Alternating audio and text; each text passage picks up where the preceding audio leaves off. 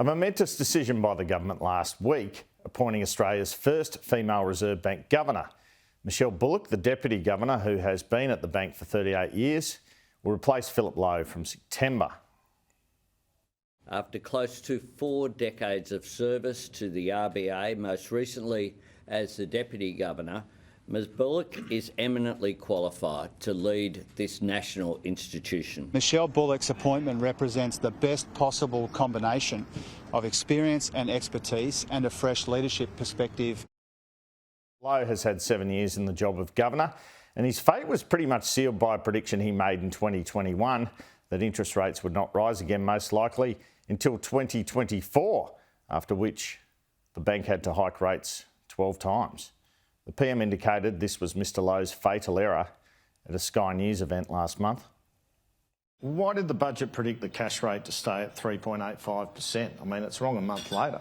Well, that's a question for the Treasury Department, and I'm sure Mr Kennedy will be able to answer that. That's not the only prediction on interest rates that have not been correct. It's not as incorrect as the one saying there'd be no increases till 2024. So these things are all relative. So the Treasurer, Jim Chalmers, informed Phil Lowe he would not be reappointed at a meeting at the Governor's Martin Place office in Sydney around 2 weeks ago. Last week, before he travelled to the NATO summit, Prime Minister Anthony Albanese met with Michele Bullock to make doubly sure she was the right candidate. So other contenders for the job had been seen or mooted.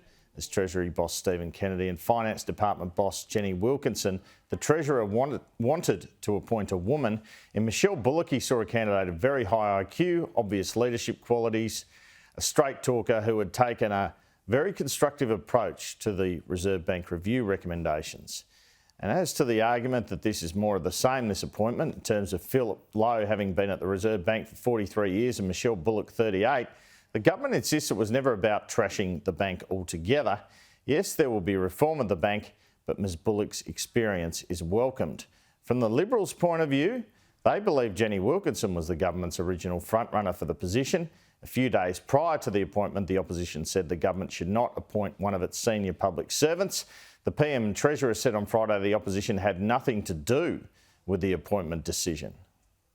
For the Leader of the Opposition to be critical of people of the calibre of Stephen Kennedy and Jenny Wilkinson is, I think, completely reprehensible. When I heard about those comments, I just thought, is there anything that this bloke won't play politics with? This is the best of all worlds.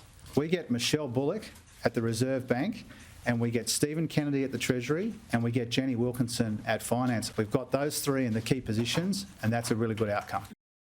Government sources have suggested to me the Treasurer asked the Shadow Treasurer Angus Taylor what he thought of the candidates flagged in the media when the government had always intended appointing Ms Bullock.